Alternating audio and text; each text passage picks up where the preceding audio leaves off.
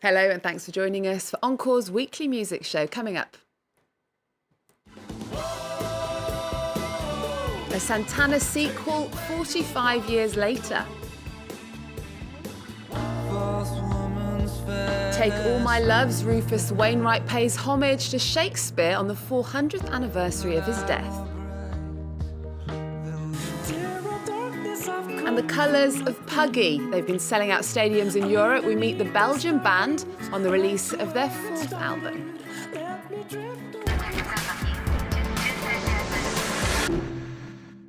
Siggy, Roman, Matthew, welcome to the show. It's a pleasure to have you.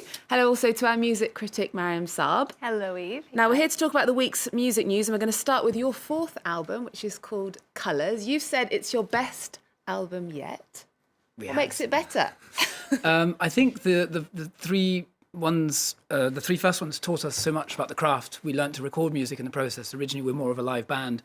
And every time we make an album, we learn so much, mainly because we get to meet people. It's one of the great things about music. And every time we meet someone, we try to learn as much as we can. And we've put all of that into the new record. And let's tell the viewers something about you guys, because you're all from different places, but you're based in Brussels. You've known each other for 10 years. You're British, French, and Swedish. How did you all get together? I met Romain in high school. We were in schools not too far apart, just outside of Brussels, and so we started playing together via friends and things like that. And then Matthew and Romain went to jazz school in Antwerp together. So. Not for long, but we did. Yeah, They didn't we hung attend out. much. Yeah, Exactly. Yeah. Okay, all right, well, let's have a listen to some of your music. This is Lonely Town.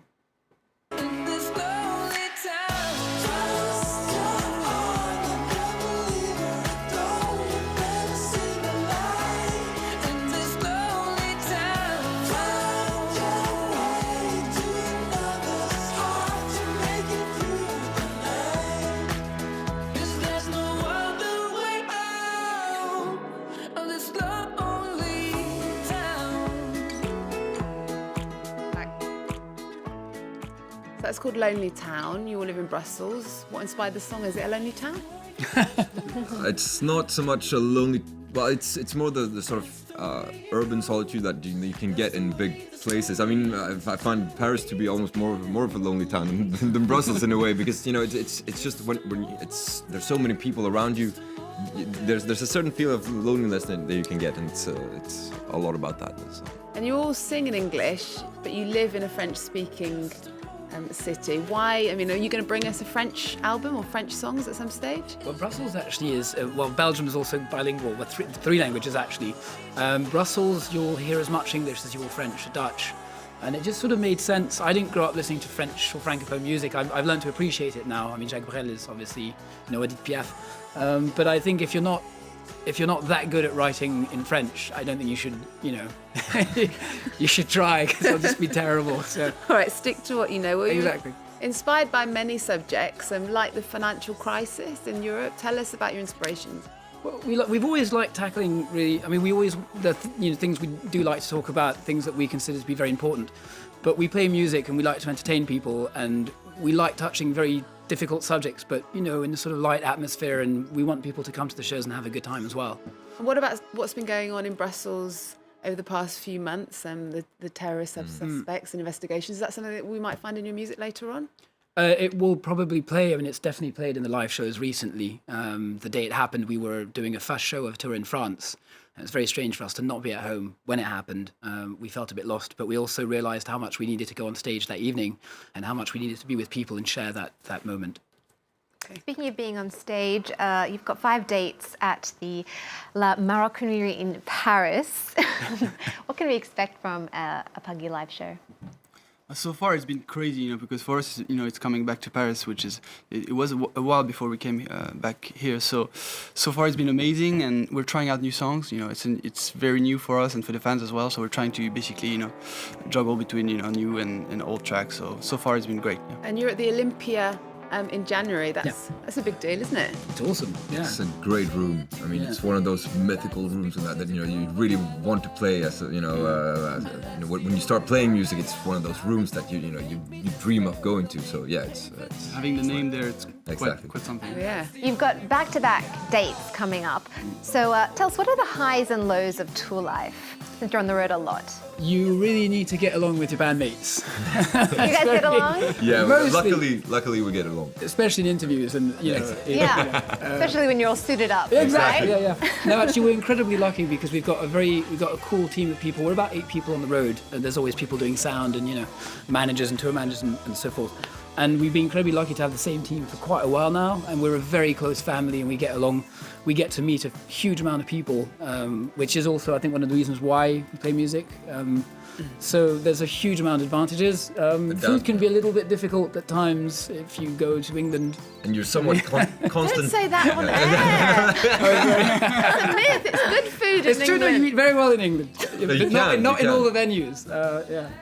And you're constantly jet lagged. Yeah. You're in sort of state of a very very weird jet lagged state all the time, which Yeah. is somewhat discomforting. Yeah, it's amazing. And they have tendency to say really dumb things in interviews. Exactly. That English food isn't good. Oh my goodness. Okay, we're going to talk about some of the week's other releases now. First up is Rufus Wainwright. He's an interesting character. Is he someone that you guys follow? I Yeah. love the last album. Yeah. I really, really enjoyed the last album.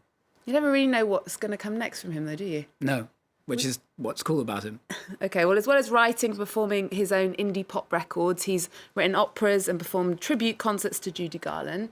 And now, on the 400th anniversary of the death of Shakespeare, he's writing music to sonnets. Yes, he's assembled an all-star cast of singers and actors to set some of Shakespeare's most famous sonnets to songs. The result is a 16-track ensemble project. It's called Take All My Love, 9 Shakespeare sonnets, backed in part by the BBC Symphony Orchestra. Now, breathing new life into the bard, we've got dramatic readings by Helena Bonham Carter, William Shatner and Carrie Fisher.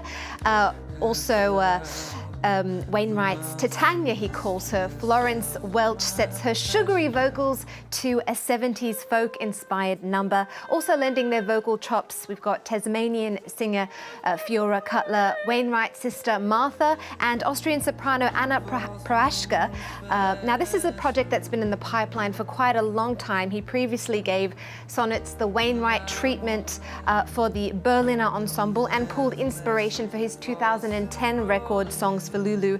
Now, his latest play on Shakespeare is in equal parts weird, wonderful, and spectacularly theatrical. And in typical Wainwright fashion, it bridges the divide between classical and pop. Now we're going to take a look at Sonnet 29 featuring Florence Welch. This is When in Disgrace with Fortune and Men's Eyes.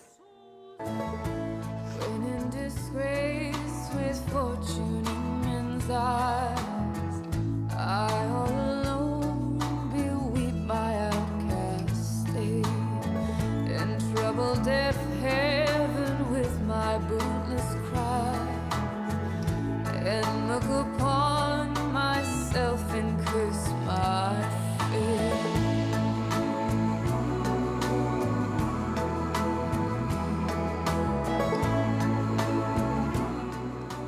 Now, I'm not a musician, but it must be quite difficult putting music to Shakespeare. I'd imagine. I think just reading Shakespeare is hard. He's always loved Shakespeare, though, hasn't he, Wainwright? Yes, it has a very special, intimate place in his heart, actually. It was part of his sexual awakening. A story has it that when his mother actually caught him in the throes of, let's say, self-love, and she decided to read him a sonnet, and it was the expense of spirit in a waste of shame. It's all about lust and the human psyche there. Also, triggering what he called an avalanche, Wainwright took Sonnet 10 and its Beautiful Boy as the first great coming out poem in the English language. Okay, well, let's move on from Sexual Awakenings to Santana. 45 years after their last album together, the classic version of Santana, who played together at the 1969 Woodstock Festival, they've reunited for an album that's called Santana 4. Yes, Santana 4 sees most of the original lineup reuniting, and it's the first time they've jammed together on an album since 1971. That's 45 years. Now we've got founding guitarist, of course, Carlos Santana, drummer Michael Shreve, singer and keyboardist Greg Rowley, percussionist Michael Carabello, guitarist Neil Sean, who was a teen prodigy when he chose to join Santana actually over Eric Clapton back in the day. And they've come full circle now and joined back together. Now Sean and Rolly actually quit the band in 1973 to start Journey. And Rolly then went on to join Ringo Starr's all-star band. Now, finally, Santana is touring the US at the moment with Journey, and he's actually pulling for a Journey reunion because lead singer Steve Perry is not on the original lineup. So all of these connected dots coming together at the moment. Now, it took a while for Santana's band to reconnect and old wounds to heal. The band says that it was really only within the last 10 years that they started to gel back together. Now, always easy on the ears, the old crew are at home belting out their band leader's signature Latin rock grooves. One of the highlights on this record, Santana and Sean going at it. And we can just say that Santana, as always, plays the life out of his guitar. Okay, well, Gotta Mariam, love thank you so much for joining us this week. Thanks also to Puggy. Now, that brings us to the end of the show. You're going to play us out with Change the Colours from your new album, Colours. Remember our website. We're also on Twitter and Facebook and Instagram. There's more news coming up on France 24 after this. Show me through you 1,000 ways to heaven. None look the same. It's the shades that make a second last a life.